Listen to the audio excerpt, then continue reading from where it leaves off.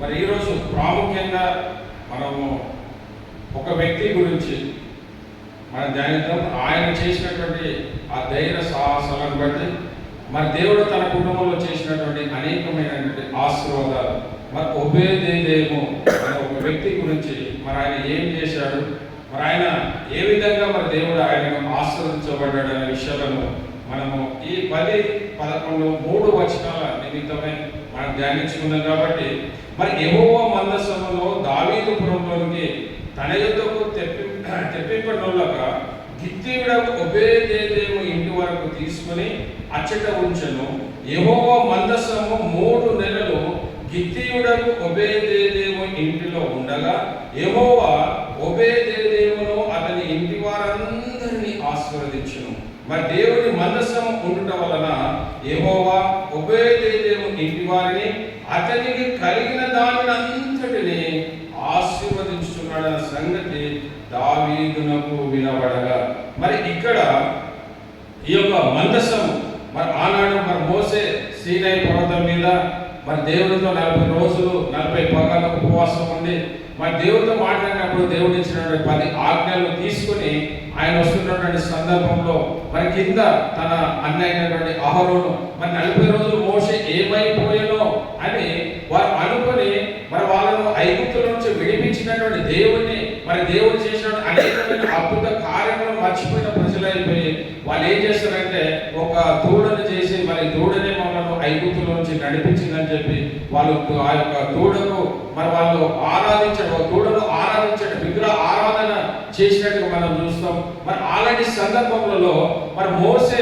మరి కిందికి వచ్చిన తర్వాత ఎవరైతే మరి ఏ దేవుని పక్షంగా ఉన్నవారు మరి నా పక్కకు రండి, లేని వారు అని చెప్పినప్పుడు అనేక మంది నష్టపోయినట్టుగా మనం చూస్తాం పిల్లలు. అయితే ఆ సందర్భంలో మరి దావీదు తిరిగి తన ప్రజలను నడిపించాలని అనుకున్నప్పుడు మరి దేవుడు ఏమంటాడంటే మోషే దీన్ని తీసుకొని నువ్వు కానానుకు వెళ్ళమని చెప్పినాడు. మోషే, దేవా నీ సన్నిధి లేని మేము ఇక్కడ నుంచి కదలము, నీ సన్నిధి మాకు తోడుగా వస్తేనే కానీ మరి మేము సన్నిధి నుంచి మేము వెళ్ళము, నీ సన్నిధి మాకు కావాలని మరి మోషే ఎప్పుడైతే దేవుడిని అడిగినప్పుడు మరి దేవుడు ఇచ్చినటువంటి మాట ఏంటంటే మోషే నేను మీతో పాటు కనుక వస్తే మరి ఆ ఇశ్రాయేలు ప్రజలు అవిధేయంగా మాట్లాడితే ఏదైనా కోపం వాళ్ళ మీద మరి నేను కోపం వారి మీద చెప్పుకోవాల్సి వస్తుంది కాబట్టి నేను రాను నివేదించి ఏది ఏమైనప్పటికీ ప్రభువా నీ సన్నిధి మాట వస్తే కానీ మరి మేము ఇక్కడ నుంచి కదలమని మోసే దేవుడితో చెప్పినప్పుడు మరి దేవుడు చేసినప్పుడు ఏంటంటే మోసేని డైరెక్ట్ కాదు నువ్వు ఒక ప్రత్యక్ష గుడారం ఏర్పాటు చేసి మరి దానిలో నీకు మందసమును పెట్టుమని మరి మందసం పెట్టినప్పుడే అది ఒక దేవుని సన్నిధిగా గుర్తుకుంది. మరి ఈ కొత్త నిబంధన ప్రకారం చూసుకుంటే ఆ మందసం ఎవరంటే ప్రభు అయినటువంటి యేసు క్రీస్తుకు సాదృశ్యంగా ఉంది. మరి అలనాడు ఇశ్రాయేలు ప్రజలు చేసినటువంటి మరి బెసలేలకు దేవుడు ప్రత్యేకంగా తన ఆత్మీయ జ్ఞానాన్ని ఇచ్చి మరి యొక్క ప్రత్యక్ష కూడా ఏ విధంగా నిర్మించాలో, ఏ విధంగా కట్టాలని అనేక విషయాలు మరి ఆయనకు దేవుడు జ్ఞానం చేత ఆత్మ చేత నింపబడిన వాడే ఆ ప్రత్యక్ష గుడారం ఏర్పాటు చేస్తారు పిల్లలు. అయిన తర్వాత మరి ఆ ప్రత్యక్ష గుడారం ఎక్కడంటే దేవుని ఆ యొక్క పరిశుద్ధ స్థలంలో ఆ యొక్క దాన్ని పెట్టడము, మరి అనుదినము యాజకులు పోయి దానికి కావాల్సిన పరిచయం వారు చేయడం మనం చూస్తాం. ఇలాంటి క్రమంలో మరి మొత్తం మీద వాళ్ళు ఆ యొక్క ఐగుప్తు నుంచి అరణ్యంలో ముగించుకొని 40 సంవత్సరాలు అయిన తర్వాత ఎప్పుడైతే కానానులోకి వచ్చిన తర్వాత మరి కానాను ప్రాంతంలో ఆ శిలోవనే ఆ యొక్క శిలోవనే మందిరంలో ఈ మందసమును పెడతారు. అట్లా కొన్ని కాలాలు గడిచిన కాలం కొన్ని తర్వాత మరి మొట్టమొదటి రాజు ఇశ్రాయేలు రాజు ఎవరంటే సౌలు. మరి సౌలు రాజు అయినప్పటికీ ఏనాడు కూడా ఆ మందసం గురించి ఆయన ఆలోచించిన వాడు కాదు. కానీ మరి ఎప్పుడైతే రాజుగా దావీదు అభిషేకం పొందిన తర్వాత మొట్టమొదట ఆయన మరి ఫిలిష్తీయులతో 2 యుద్ధాలు చేస్తాడు. ఆ యుద్ధాల్లో ఏంటంటే మరి దేవుణ్ణి అడిగి మరి దేవుడు చేయబడిన యుద్ధాలు చేస్తాడు. కాబట్టి ఈ యొక్క మందసం విషయంలో మాత్రము మరి దావీదు ఒక అంటే ఆయన అలా అనాలోచితంగా ఏదైతే యుద్ధాలు దేవుడు చేశాడు కానీ ఇది దేవుని పట్ల ఆలోచించకుండా మరి దేవునికి ఆ యొక్క మందసం ఎక్కడ ఉందంటే ఆ యొక్క ఫిలిష్తీయ ప్రాంతంలో ఉన్నటువంటి ఆ యొక్క మందసము మరి వాళ్ళకు అక్కడ ఎప్పుడు పోయిందంటే ఒక సమయలు ఎప్పుడైతే ఆయన యొక్క శిలువ మందిరంలో పరిచార యాజకునిగా ఉన్నప్పుడు తన కుమారులైనటువంటి వాళ్ళు చేసినటువంటి పాపాన్ని బట్టి మరి దేవుడు ఏం చేస్తాడంటే వారిని ఫిలిష్తీయుల మీదకి ఇశ్రాయేలు మీదకి యుద్ధానికి రేపినప్పుడు ఈ ఇశ్రాయేలు ఎప్పుడైతే యుద్ధం చేస్తున్నప్పుడు వారికి జరిగిన సంఘటన ఏంటంటే వీళ్ళు ఓడిపోతారు. ఇశ్రాయేలు ఎప్పుడైతే ఇశ్రాయేలు ఓడిపోయిన వాళ్ళు కలిగినటువంటి ఆలోచన ఏంటంటే మన మందసము మన యుద్ధ లేదు కాబట్టి మనం ఓడిపోయాము. ఆ మందసం శిలువ మధ్యలో ఉన్నటువంటి ఆ యొక్క మందసాన్ని తీసుకొచ్చి ఎక్కడికంటే యుద్ధ భూమిలోనికి ఆ యొక్క మందసాన్ని తీసుకొని రావడం మనం చూస్తాం. ఎప్పుడైతే యుద్ధ భూమిలోకి మందసాన్ని తీసుకొని వచ్చారో మరి అప్పుడు ఆ యొక్క ఫిలిష్తీయులంతా భయపడిపోతారు. అయ్యో మందసం వచ్చిందంటే దేవుడు గొప్ప కార్యము మరి వీరి పట్ల చేస్తాడని భయపడి వాళ్ళు ఎక్కడో అక్కడ పారిపోయినప్పటికీ తర్వాత తిరిగి మళ్ళీ వచ్చి యుద్ధం చేసినప్పుడు ఏమైతుందంటే ఈ యొక్క ఇశ్రాయేలు ప్రజలను ఓడించి ఆ యొక్క మందసం ఏదైతే ఉందో ఆ మందసం ఫిలిష్తీయుల ప్రాంతానికి మరి తీసుకొని పోవడం జరుగుతుంది. ఎప్పుడైతే ఫిలిష్తీ ప్రాంతానికి పోయిన తర్వాత అక్కడ అష్టోదు అనే ఒక దేవత మందిరం ఏదైతే ఉందో ఆ యొక్క మందిరం ముందు ఈ యొక్క మందసంను పెట్టినప్పుడు ఒక రాత్రి ఏమైతుందంటే ఆ మందసము ఆ యొక్క ఏదైతే అష్టోదు దేవత ఉందో అది పడిపోతుంది. అది పడిపోయినప్పుడు అక్కడ ఉన్నటువంటి ఫిలిష్తీయులంతా చూసి అసలు ఏది అది విగ్రహం పడిపోవడం ఏది, అసలు ఏదో అయిందో ఎందుకు అయిందో తెలియదు అని చెప్పి ఒక రోజు అంటే దాని గురించి అంతా వాళ్ళు ఆలోచించారు. కానీ మరుసటి రోజు మళ్ళీ కూడా పోయి చూసినప్పుడు ఆ దాగోని గుడిలో అష్టోత్తు గుడిలో ఏదైతే ఉందో మరి మరుసటి రోజు పోయి చూసిన ఆ యొక్క ముక్కలు అయినట్టు చూస్తారు ఆ విగ్రహం. అయ్యో ఇది ఏదో మనకు ఏదో అపకారం మనకు జరుగుతుంది కాబట్టి ఇది ఏమైందని ఆలోచించినప్పుడు అక్కడ ఇంకోటి ఆ మందసం ఎక్కడ ఉండాలంటే అది దేవుని మందిరంలో ఉండాలి. కానీ అది ఎక్కడ ఉందంటే ఆ యొక్క విగ్రహం ముందు దాన్ని పెట్టారు కాబట్టి ఆ ఫిలిష్తీయులందరూ మరి అక్కడ ఉన్నటువంటి జ్యోతిష్యులు వాళ్ళందరినీ పిలిపించి వాళ్ళకి ఏంటంటే ఆ యొక్క అనేకమైన గడ్డలు మరి ఎక్కడైతే మనకు రహస్య స్థలాలు మనకి ఏదైతే ఉన్నదో ఆ రహస్య స్థలములందరూ కూడా గడ్డలు వస్తుంటాయి. ఆ గడ్డలు వచ్చిన దాన్ని బట్టి వాళ్ళు ఏం చేస్తారంటే ఈ మందసం ఈ మధ్యలో ఉండడం వల్లనే మీకు ఇవన్నీ అనారోగ్యాలు జరుగుతున్నాయి కాబట్టి మీరు ఈ మందసమును అది తీసుకొని మళ్ళీ ఎక్కడైతే ఆ ఇశ్రాయేలు ప్రాంతానికి మీరు తీసుకోమని చెప్పినప్పుడు మరి వాళ్ళు ఎవరైతే మరి ఎట్లా పంపాలి దీన్ని మరి ఇంకో మందసం పంపాలంటే 5 ప్రాంతాల వారిని మరి వాళ్ళు పిలిపించి మరి 5 ప్రాంతాలు కలిసి ఒక కొత్త బండి తయారు చేస్తారు. వాళ్ళు ఒక కొత్త బండి తయారు చేసి మరి 2 పాడి ఆవులను తీసుకొని ఆ యొక్క మందసం ఆ యొక్క ఫిలిష్తీ ప్రాంతం నుంచి మరి తీసుకొని వస్తున్నటువంటి సందర్భంలో మరి జరిగినటువంటిది ఏంటంటే ఆ యొక్క ఇశ్రాయేలు ప్రాంతానికి వచ్చిన తర్వాత మరి అక్కడ ఏమైతే ఎద్దు కాలు దాని మడిగా దాని బెండ్ వంకర అయిపోయి దాన్ని బట్టి అది ఏమైపోతుందంటే అక్కడ ఒక మందసం వస్తుందని చెప్పి ఇశ్రాయేలు ప్రజలందరూ కూడా పొలాలలో పనిచేస్తున్న వాళ్ళు ఏం చేస్తారంటే అయ్యో మందసం పోయినటువంటి ప్రభావము తిరిగి మన మధ్యలో వస్తుంది అని చెప్పి వాళ్ళు ఏం చేస్తారంటే ఆ మందసం దగ్గరికి వెళ్ళినప్పుడు ఆ మందసం దగ్గర వెళ్ళినప్పుడే దాదాపు 50,000-70,000 మంది చనిపోతారు. ఎందుకంటే అది ఎవరు మోయాలంటే లేవీయులు మోయాలి. దానికి ఒక కొత్త బండి అవసరం కాదు, దానికి పాడి ఆవులు అవసరం కాదు, కానీ లేవీయులైనటువంటి వారే ఆ మందసాన్ని మోయాలి. మరి యెహోషువ గ్రంథంలో ఎప్పుడైతే మోషే మరణించిన తర్వాత ఎప్పుడైతే వాళ్ళు యోర్దాను నది దాటాలనుకున్నప్పుడు మరి జరిగిన గొప్ప అద్భుత కార్యం ఏంటంటే ఆ యొక్క మందసాన్ని తీసుకొని లేవీయులు ఎవరైతే ఉన్నారో వాళ్ళు ఎప్పుడైతే యోర్దాను నదిలో వాళ్ళ అరికాలు దాంట్లో పాదాలు పెట్టినప్పుడు అదంతా ఏమైపోయిందంటే ఒక 2-3 కిలోమీటర్లకు కూడా నీరు నిలిచిపోయిందట. అంటే పారలేదు, త్రోగాలు అంటే అటు ఇటు నీరు పారలేదంట. ఎందుకు?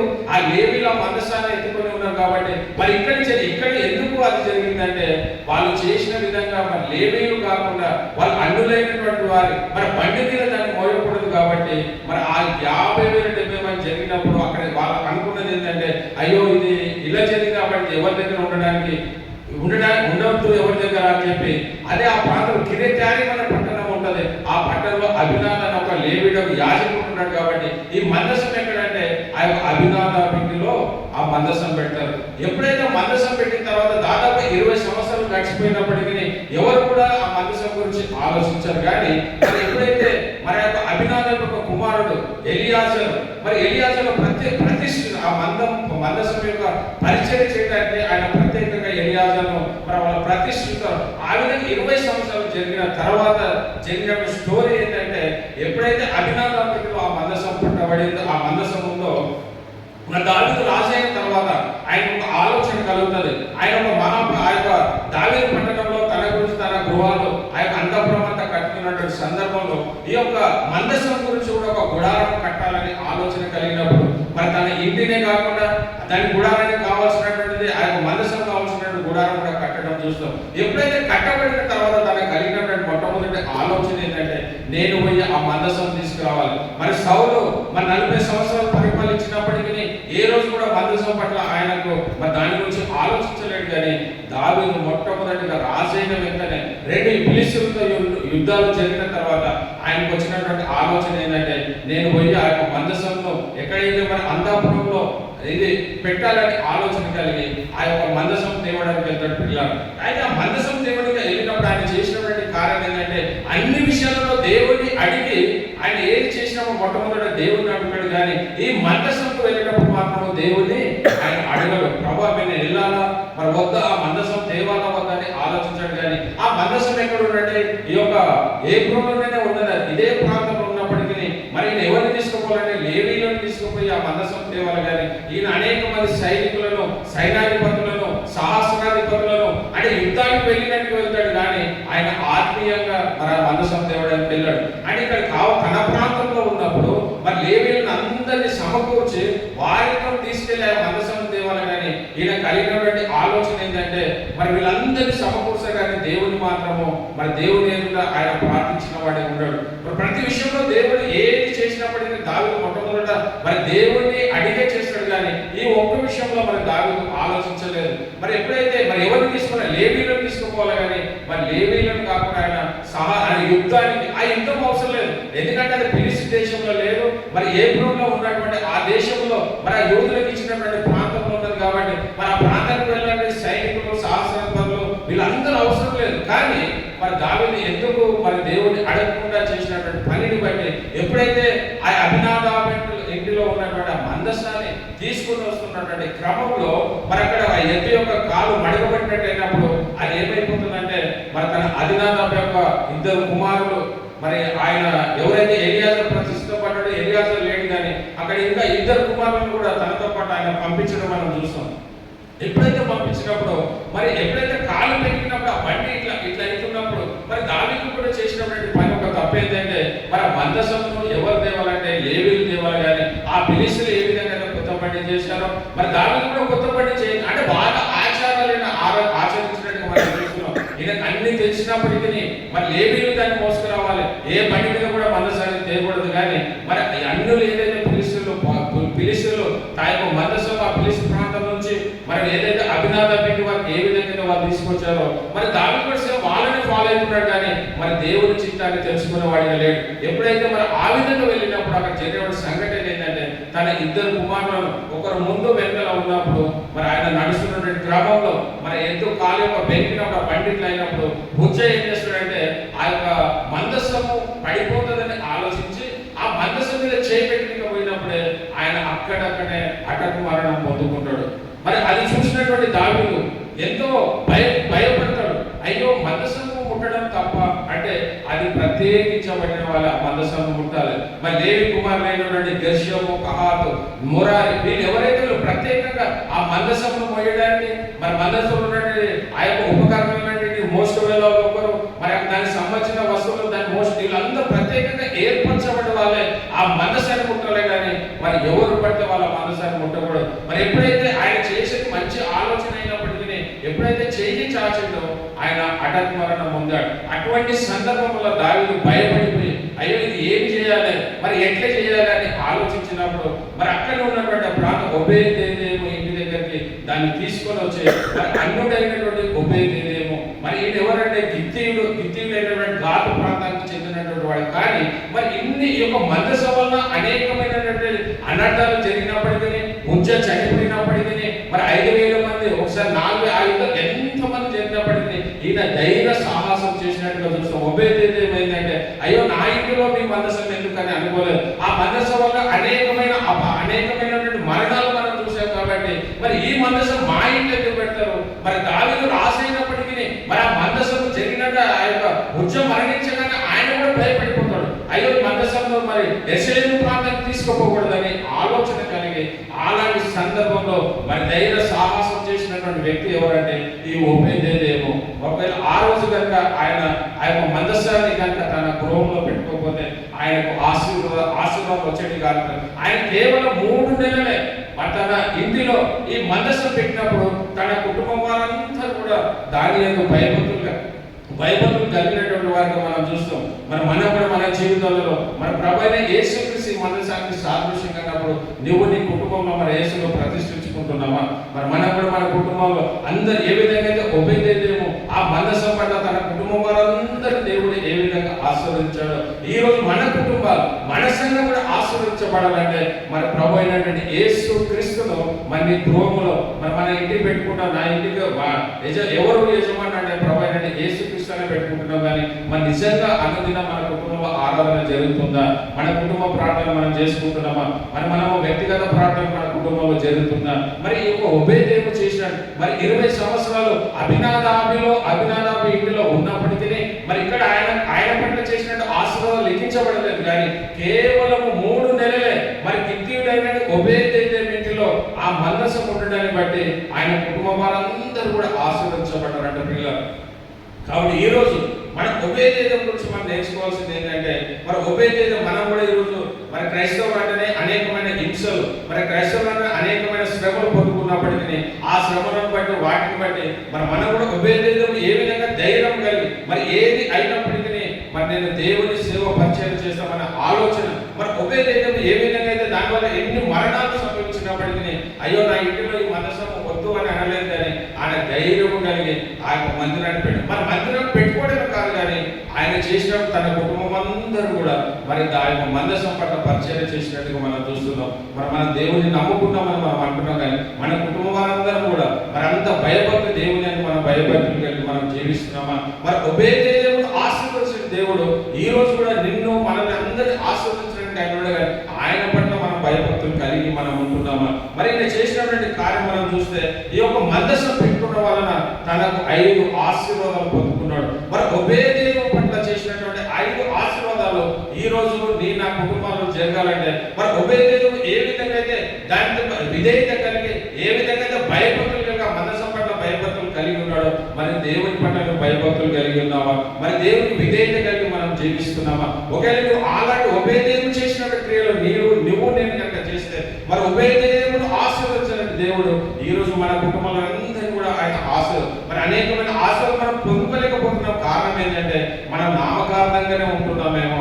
ఒకవేళ అనేకమైనటువంటి కష్టాలు వచ్చినప్పుడు దేవుని మనం మర్చిపోయే వరకు ఉంటున్నాము. అనేకమైన ఆర్థికమైన పరిస్థితులు మనకు కలిగినప్పుడు అయ్యో మాకు ఎందుకు లేదు ఈ దేవుని నమ్ముకుంటేనే మాకు శ్రమలు, ఈ దేవుని నమ్ముకుంటేనే మాకు ఇవన్నీ వచ్చినాయని కనుక నువ్వు అనుకుంటే మరి ఒబేదేము ఆ ముందు విషయాలను గ్రహించలేదు. కానీ ఆయన గ్రహించింది ఒకటంటే దేవుని మనసు నా ఇంట్లో ఉండడము నాకు మంచిది. ఎందుకంటే మరణాలు జరిగినప్పటికీ ఆ మరణాలను చూసి మరి ఆయన మనసం వద్దు అనలేదు. కానీ ఏది ఏమైనప్పటికీ దేవుని చిత్తమే నా కుటుంబానికి ఆయన అనుభవించాడు. కాబట్టి ఏదైతే 3 నెలలు జరిగినటువంటి ఆయన ఆశీర్వాదాలు చూసినటువంటి దావీదు మళ్ళీ ఏం చేస్తాడంటే మరి అప్పుడు ఏం చేశాడంటే అయ్యో దానిలో నష్టం జరిగింది కాబట్టి వద్దనుకుని వెళ్ళిపోయాడు. మరి ఈరోజు ఒబేదేము ఆశీర్వదించబడిన విధానం అంతటిని చూసి తిరిగి మరి ఒబేదేము ఇంటికి వెళ్ళి మరి ఆయన తిరిగి తన లేవీయులను అందరినీ ఏర్పాటు చేసుకుని మనం మొదట చేసినట్టుగా కాదు. కానీ ఇప్పుడు లేవీలందరినీ తీసుకొని వచ్చి మన లేవీలు మోసినటువంటి ఆ మూతకర్రలు ఏవైతే ఆ మందసం ఏదైందో మరి లేవీలందరూ తీసుకొని ఆయన కట్టినటువంటి ఆ గుడారంలో ఆ మందసాన్ని పెట్టినట్టుగా మనం చూస్తున్న పిల్లలు. అంటే దావీదు కూడా మరి ఆయన రాజు అయినప్పటికీ భక్తుడే ఎంతో మరి భయపడినటువంటి వ్యక్తిగా మనం చూస్తున్నాం. కానీ ఇక్కడ అన్యుడైనటువంటి ఒబేదేము మాత్రము ఆ విషయాల పట్ల ఆయన మరి భయపడినట్టుగా మనం చూస్తలేము. మరి ధైర్య సాహసం కలిగిన వాడు కాబట్టి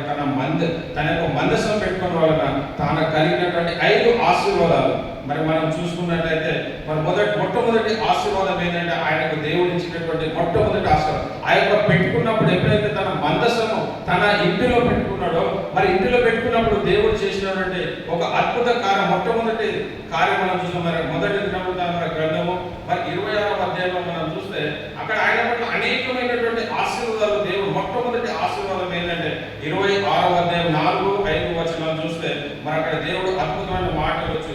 దేవుడు ఒబేదేమును ఆశీర్వదించి అతనికి కుమారులను దయచేసెను. మొట్టమొదటి ఆశీర్వాదం ఎప్పుడైతే మరి ఒబేదేము ఆ మందసము తన ఇంటిలో పెట్టుకున్నాడో మరి పెట్టుకున్న మొట్టమొదటి ఆశీర్వాదం అంటే దేవుడు ఒబేదేమును ఆశీర్వదించి అతనికి కుమారులను దయచేసెను.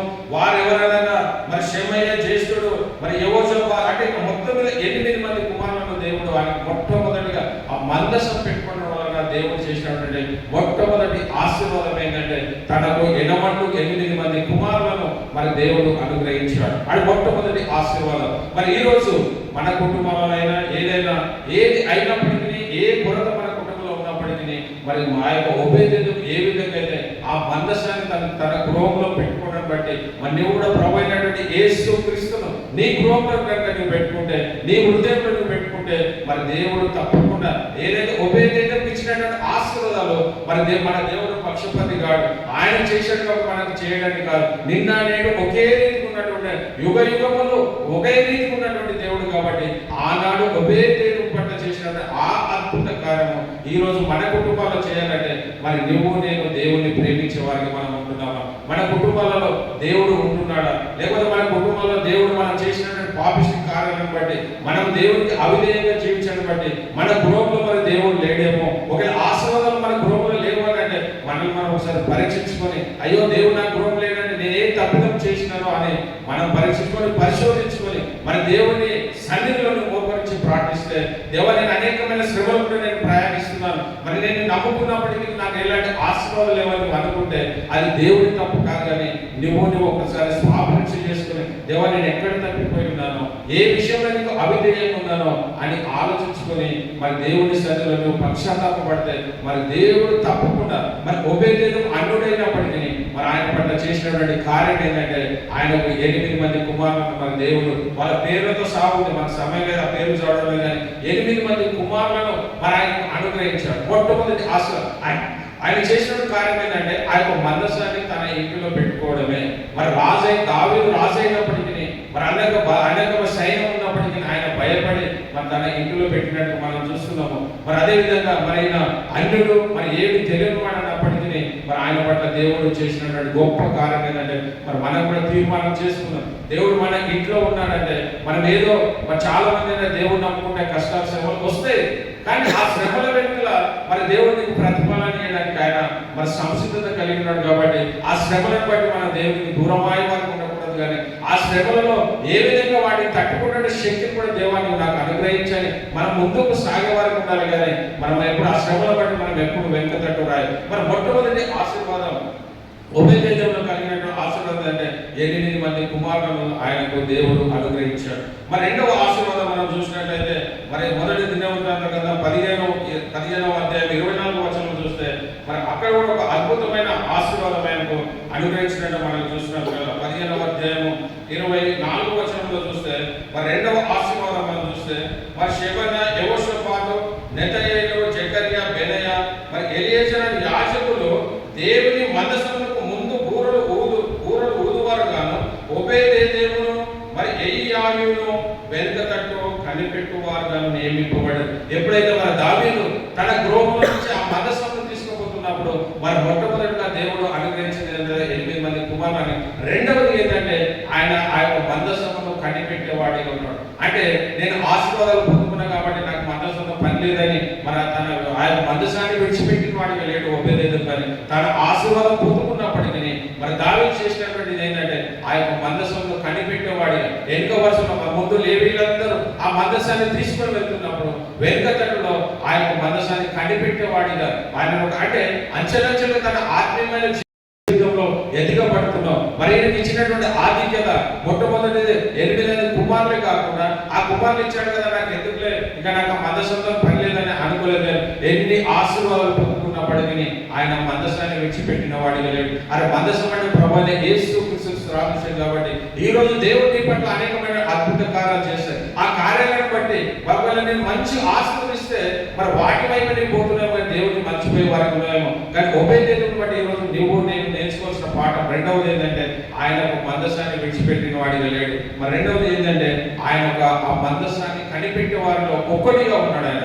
ఇది రెండవ ఆశీర్వాదం. మరి మూడవ ఆశీర్వాదం చూస్తే మరి ఇదే 17-18 కనుక మనం ఆలోచిస్తే మరి కావున లేవీయులలో ఏవేలు కుమారుడైన ఏమారును, వారి బంధువులలో బెరేక్య కుమారుడైన ఆసావును, తన బంధువులకు మొరారీయులలో మరి కూషయ వారి కుమారుడైన ఎతీయేలు, వీరితో కూడా రెండవ వరుసలో ఉన్న తమ బంధువులైన జకర్యా, బేను, యహజ్బేలు, షమీరా అంటే వీళ్ళందరి పేర్లు కూడా మరి ఇక్కడ దేవుని ఆరాధించేటువంటి వాడిగా మొట్టమొదటిగా కుమారుని దేవుడు అనుగ్రహించాడు. మరి రెండవగా మందసం తీసుకున్నటువంటి క్రమంలో ఆ మందసాన్ని కనిపెట్టేవాడిగా ఉన్నాడు. అంటున్నాడు. మరి మూడవది ఆ యొక్క ఆరాధనలో ఏదైతే తన ఆరాధన మరి ఏమాను వాళ్ళందరూ ఆసాపు ఏదైతే పాటలు పాడే వరుస క్రమంలో ఉన్నారో మరి రెండవ వరుసలో తిన్న కుటుంబం అంతా కూడా మరి దేవుని ఆరాధన అంటే రోజు రోజుకి ఆయన ఆత్మీయ స్థితి ఎదుగుదల మనం చూస్తున్నాం. మన మనస్థితి ఏ విధంగా ఉంది, మన మందిరానికి వచ్చాము ఇన్ని సంవత్సరాలు, మరి ఆ రోజు నుంచి ఈ రోజు వరకు మనం ఏదైనా ఆత్మీయ స్థితిలో మనం ఎదుగుతున్నామా?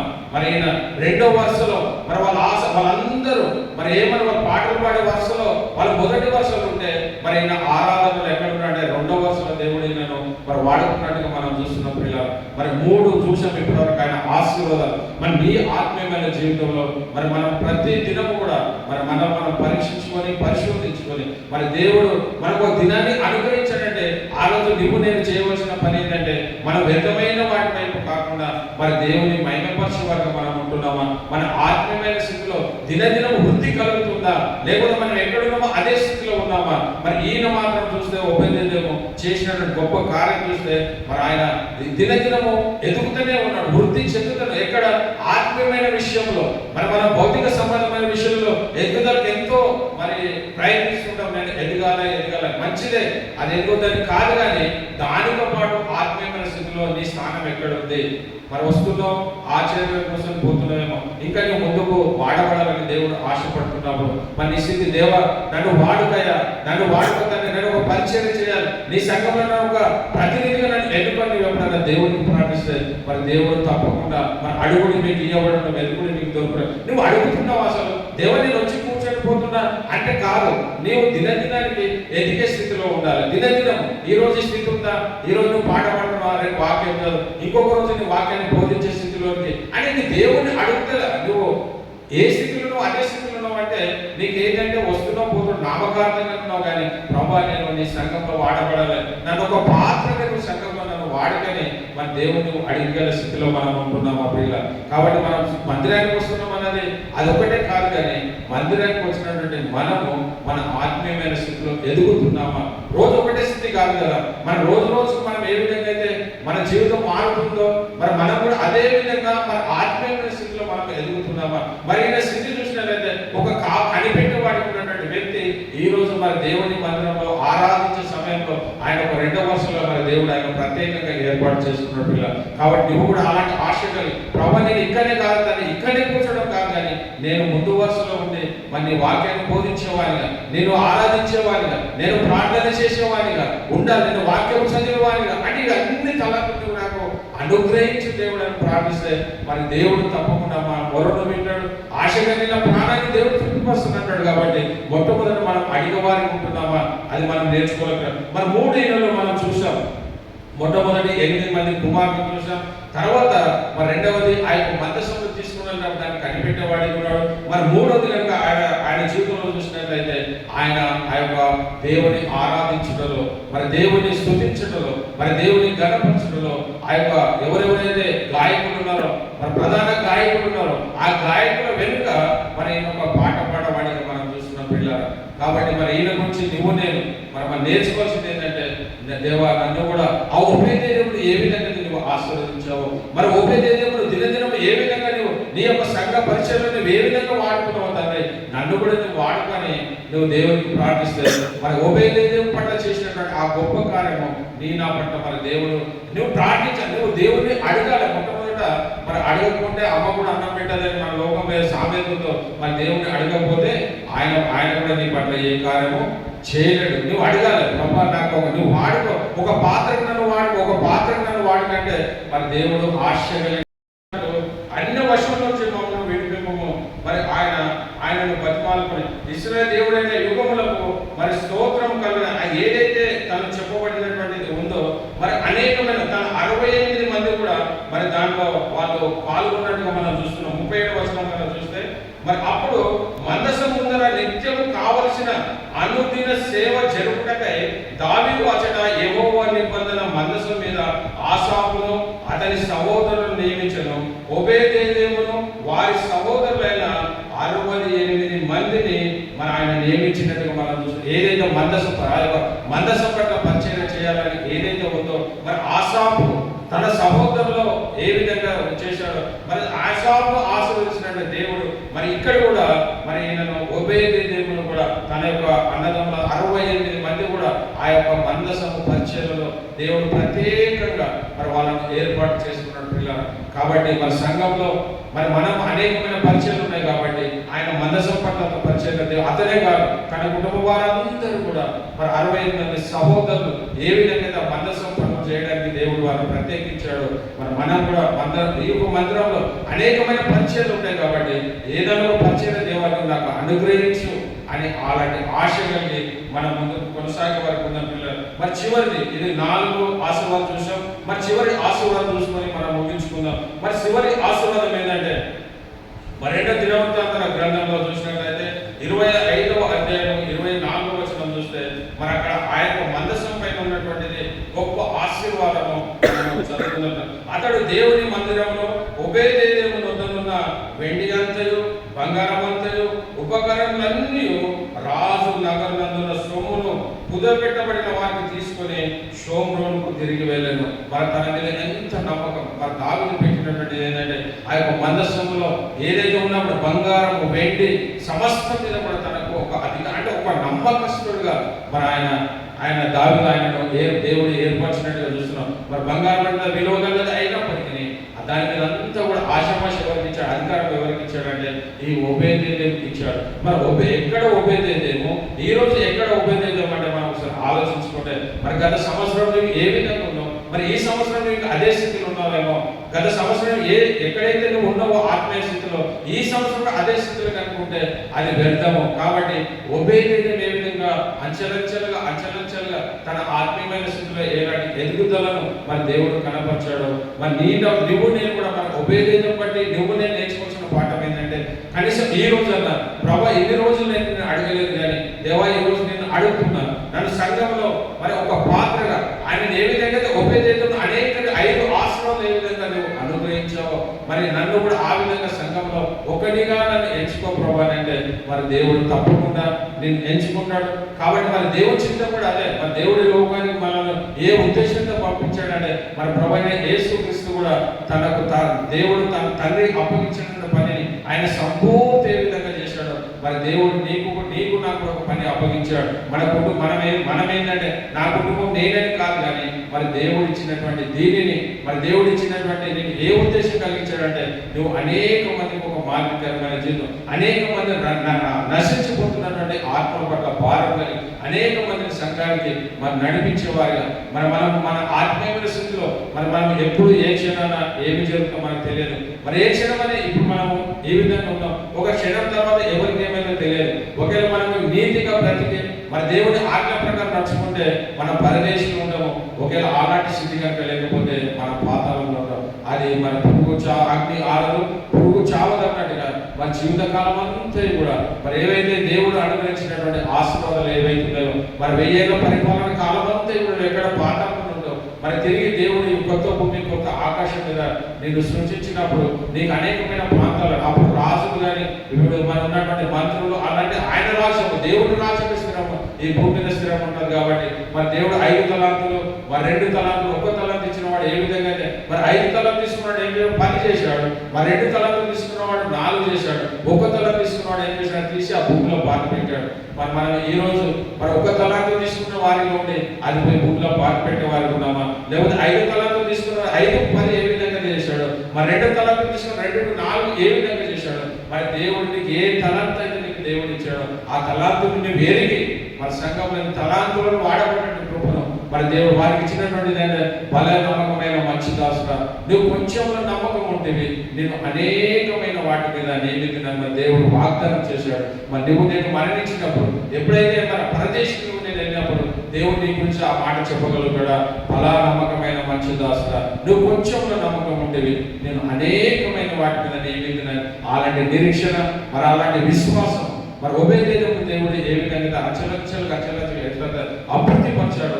మరి నా జీవితాలను కూడా దేవుడు మన సంఘమైన మన కుటుంబమైన మరి ఏది ఆశ్రయించబడాలన్నా ఏది అభివృద్ధి చెందాలన్నా మొట్టమొదట మరి ఒబేదేదోము ఏ మందసమైన తన గృహంలో పెట్టుకుని దాని పట్ల భయభక్తులు కలిగినాడు. మరి నువ్వు ఈ రోజు మరి నువ్వు నేను కూడా మారు మనసు పొంది మన ప్రభువైన యేసుక్రీస్తును మన సొంత రక్షణగా అంగీకరించిన తర్వాత మనం ఆయనను ఏ విధంగా మరి ఆయన ఆయన యొక్క మన రక్షణ నిమిత్తము మన నశించిన పోయిందని వెలికి రక్షణ కొరకు ఈ లోకానికి దేవుడు వచ్చాడు. కాబట్టి మనం కూడా అలాంటి పరిచర్య మన బంధువులైనటువంటి మన రక్త ఎవరైనప్పటికీ నువ్వేదైతే మన సంఘంలో మన దైవ సేవకుల ద్వారా వినబడినటువంటి వర్తమానాన్ని కనీసం దాని పొందరికనే నువ్వు చెప్పగలుగుతున్నావు. నీ పక్కింటి వారైనా ఎవరైనప్పటికీ వారి పొద్దునని చెప్పి వారిని రక్షణలోకి నడిపిస్తే మరి దేవుడు దానియేలు గ్రంథంలో అద్భుతం అన్నమాట.